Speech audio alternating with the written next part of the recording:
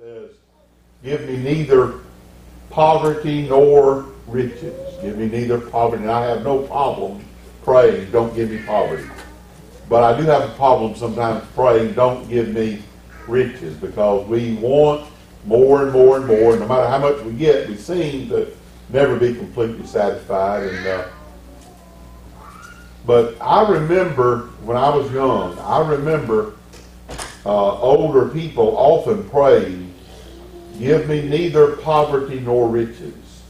And they prayed the verses there and explained why, as you look at those verses, why riches can be so detrimental to our lives. And so we looked at a lot of that Sunday, and it's not limited to money. There are a lot of other times in our lives that we want something and we want it badly, and we think, well, now, there can't be anything wrong with wanting this, and this would be something that would be a great blessing to me. And yet sometimes those things that we think are going to be a great blessing can turn out to be a real curse. Let's back up in our Bibles, first of all, tonight, if you will, to 1 Samuel chapter 18. 1 Samuel chapter 18. I'd like for us to look at verses 20 through 26. 1 Samuel chapter 18, verses 20 through 26. And as we read these verses, I want one of the young men in the church to tell me what was it that David thought that he was going to get, that he thought was going to be a tremendous blessing to him. 1 Samuel chapter 18, starting with verse 20. Brother Richard, would you read that?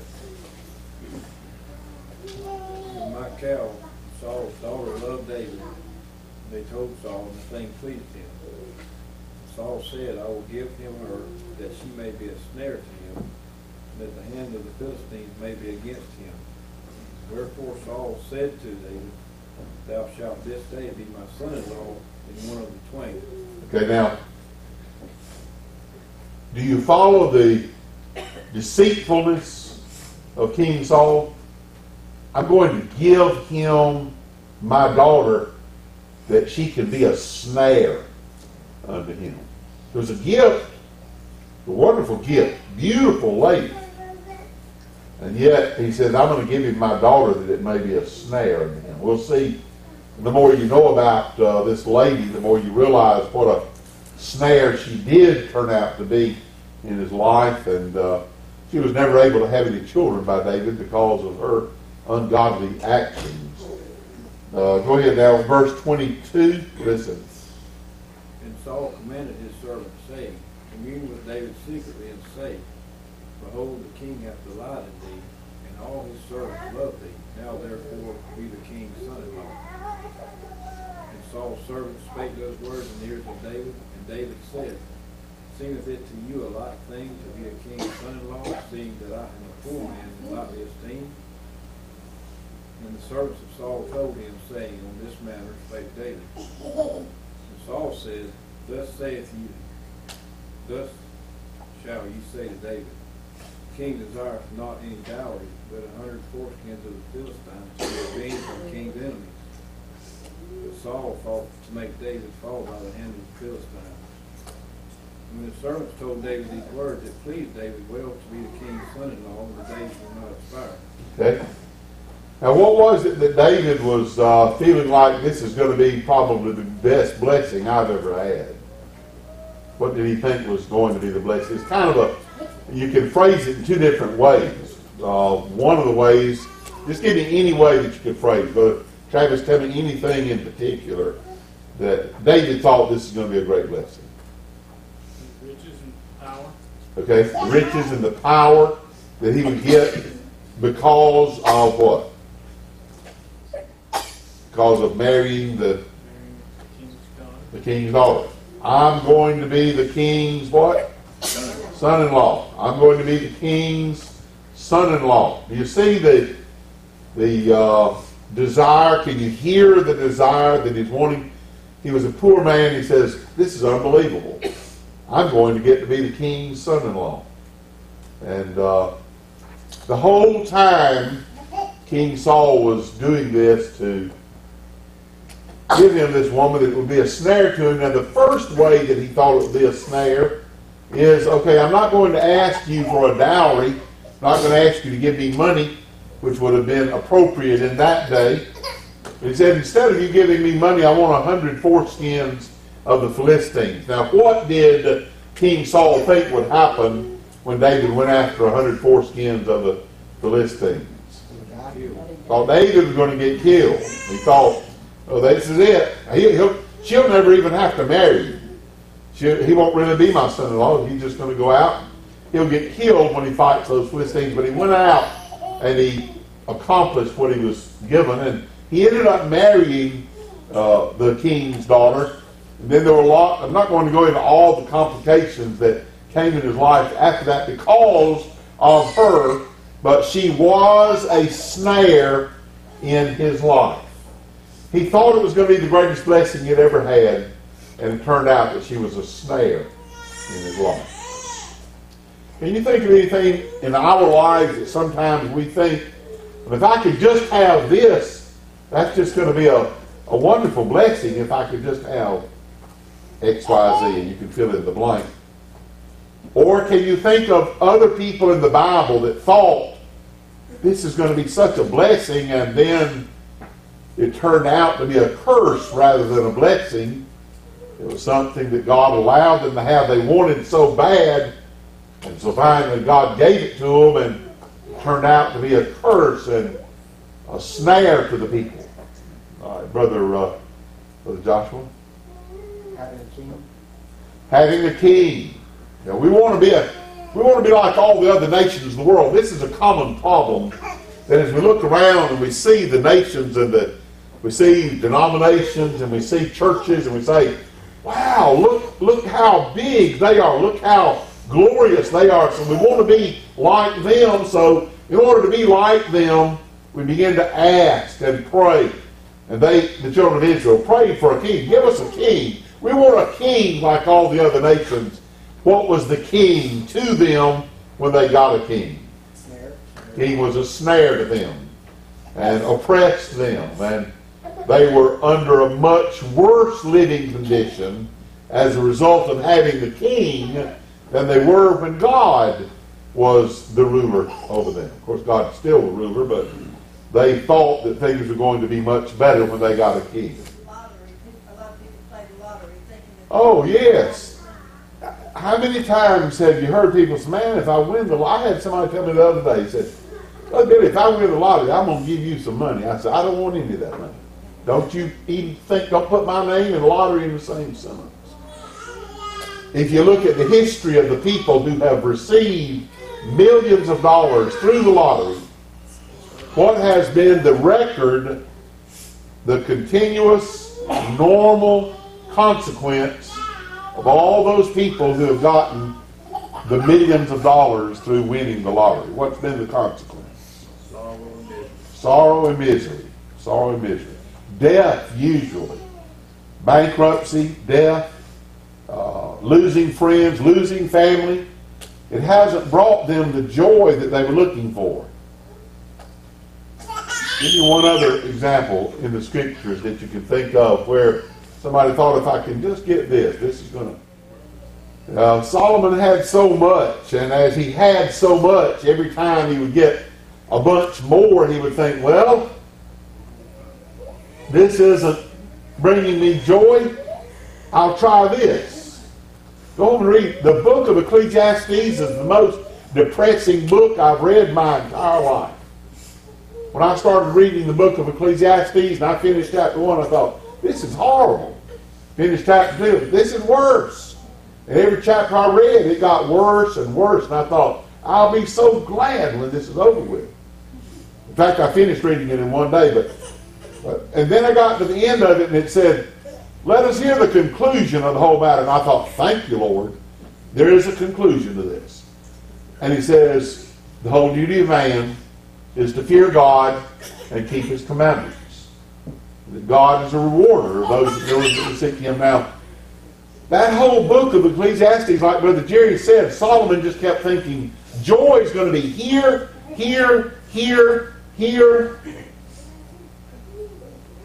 name some things the devil puts in front of us and we think, if I can get that, then I'm going to be happy. Brother Kyle, can you think of anything the devil's putting out? Somebody's already mentioned the lottery. Let's break it down to our daily lives. What are some things that the devil puts in front of us and we think, if we can get this, then we're going to be happy? A new vehicle. That's a common thought. If we can get a new vehicle, we're going to be happy. And you get a new vehicle, and then somebody puts a scratch down the side, and they open the door and they hit the side of it, and it's just, then you cry because your new car is scratched up, and then you have a little fender bender, and it's like somebody died. It's so depressing. Somebody tell me, what is it that we're looking at tonight? What is it that's so important for us to remember from this lesson tonight? Worldly things, but spiritual. Okay, and not be desiring. Worldly. Okay. That's to build on the spiritual. Set your affection on things above rather than on things of the earth. Be content with what we have. Okay, be content with what we have, having food and raiment. Let us be therewith content. Sometimes it's things that God has strictly forbidden. Sometimes the things that we want are things God has strictly forbidden. How many men have chased after women, left their wives, left their family, run after women, thinking that's going to bring me joy? And what does it bring? Sorrow. How many times in our lives have we thought, if I can just get... You take Eve in the Garden of Eden. What did she think was going to really... She had everything a person could want. But what did she think was going to make her happy? That one thing she couldn't have. Say it again. That one thing she couldn't have. The one thing she couldn't have. If I could just get that. Did it bring her the joy that she thought it was going to bring her? Didn't bring her the joy at all. That's a dangerous thing. Let's take that situation and we can, everybody say, oh, I can't believe he would think like that. Well, we do the same thing all the time. We all do the same kind of thing. Well, Lord, if this isn't your will, you stop me. Why don't you do this? Why don't you pray and wait on the Lord? What did we study Sunday night? What was the subject Sunday night? Sit still. Why don't we sit still, wait on the Lord, ask the Lord what He would have us to do before we proceed. One of the most amazing men that I've ever met in my life, Brother Jerry remembers him, probably Brother David does, a man named came through here, and I picked him up. He was hitchhiking, and I brought him home with me and brought him to church that Monday night. We were having a Bible study in the back. He was a man that was very rich. He owned a large business in Nebraska, and Jim traveled all over the country. He would get his wife to take him a couple 100 miles away, and he would just pray for God to guide him where to go. And he would just walk. He didn't stick his thumb out. He would just walk until God led somebody to stop and pick him up. And then he would go, and if the people asked him, like when I picked him up, I said, where are you headed? And he said, well, right now I'm just asking the Lord where to go. And I thought, well, this is a real fruitcake.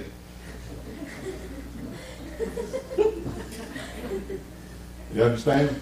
I mean, I'm riding down the highway, US 1 North, and this man's walking along the road, and I stopped thinking, he doesn't even know where he's going. You understand? Stupid me, I didn't think about Abraham, didn't know where he was going, did he? And God guided him, and so I said, well, why don't you come home and eat supper with us, and then I'll take you wherever you want to go. And he said, well, let me pray about it. And everything I asked him. Now, what could be wrong with eating supper with me, you know? Well, if David had, when King Saul offered this daughter, if he had said, let me pray about that. Let me pray about that before I decide. Before you decide, I just offered you my daughter, the greatest blessing you could ever have. Let me pray about that first. Jim, everything we ever asked him, he would He wouldn't always say, let me pray about it, but he wouldn't give you an answer right then. And so we ate supper, and he came to Bible study that night. And I asked him during supper, I said, you have a Bible? I said, what do you know about the kingdom of heaven? He laid it out just as clear and pretty as any human being I've ever heard. And I said, this is amazing. I said, where did you learn that? He said, it's in the Word of God. And then I thought Jesus was there. Instead of thinking this guy's a fruitcake, I thought this got to be Jesus himself, right here in the flesh.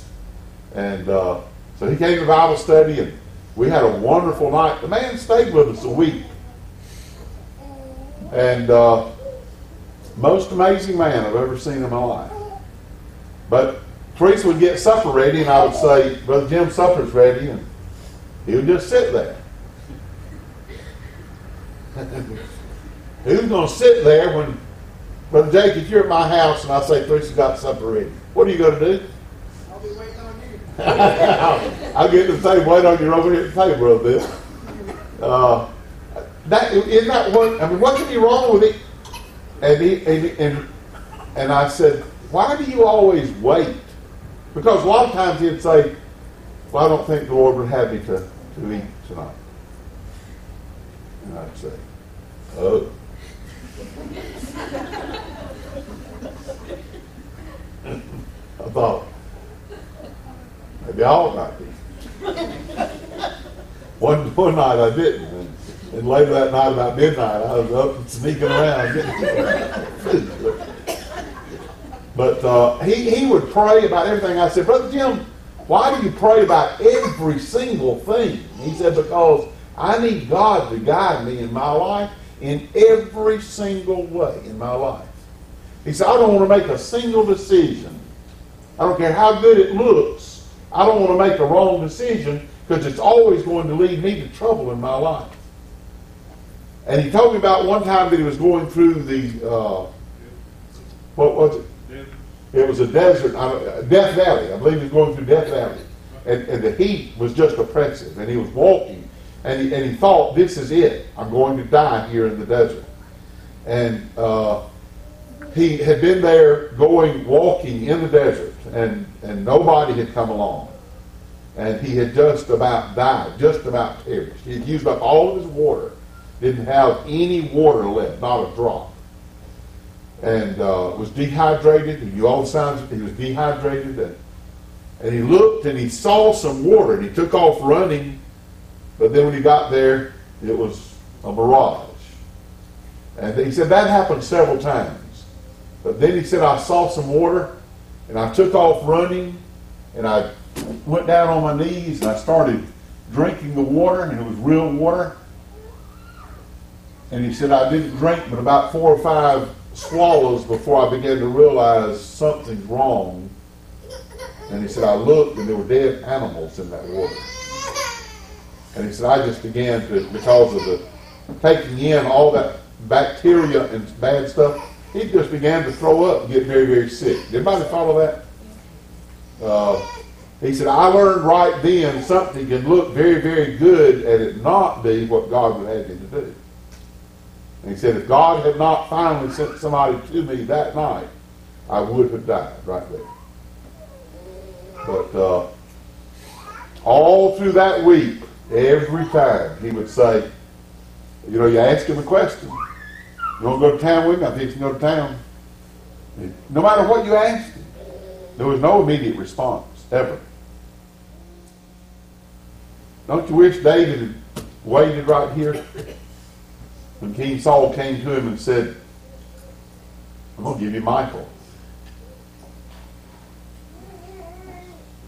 Don't you think when Solomon began to be so wise and had so much, what do you think Solomon, somebody just tell me, and I know the Bible doesn't spell this out, but let's say between when he was first headed down the wrong path, when he first was headed down the wrong path and he had 1 wife and then 2 wives and then 3 wives and 4 wives, what do you think he was thinking when he got to about wife number 4 or 5?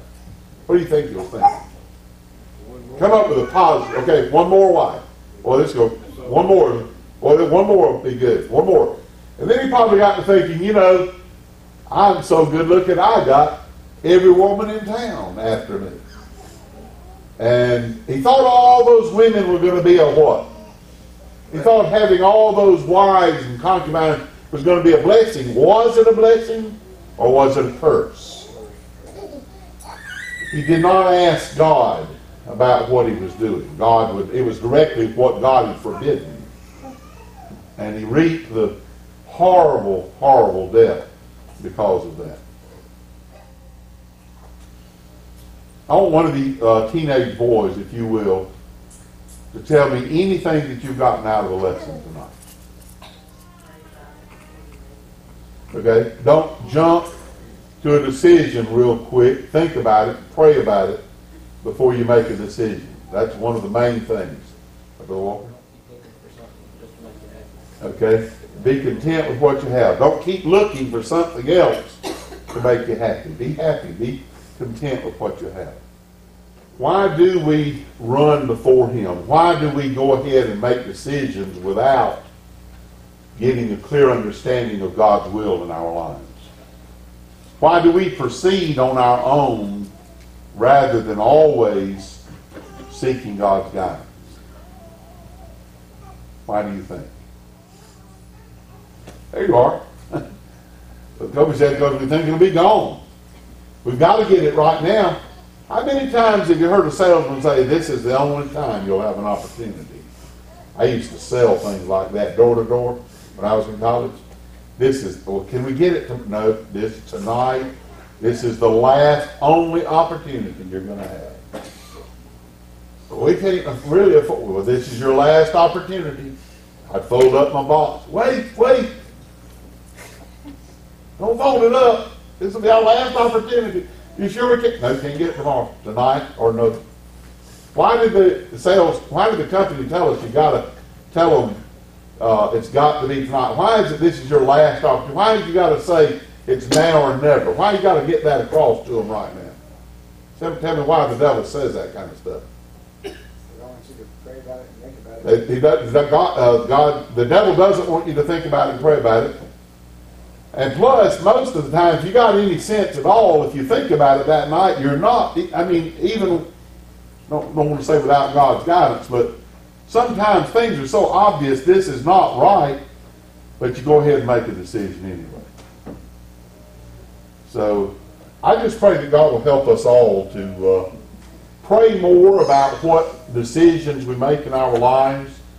And just because the door opens, can the devil open doors? Can the devil open doors for you? Absolutely. The devil can open doors. So just because the door opens and just because an opportunity arises, I pray that God will help all of us not to assume this is of the Lord. And so many times people that have virtually no spirituality at all will say, I prayed about it and I know this is what God would have you to do. And you know that's not what God's will is. We all need to pray more before we make decisions. Give us wisdom. Let's stand to be dismissed.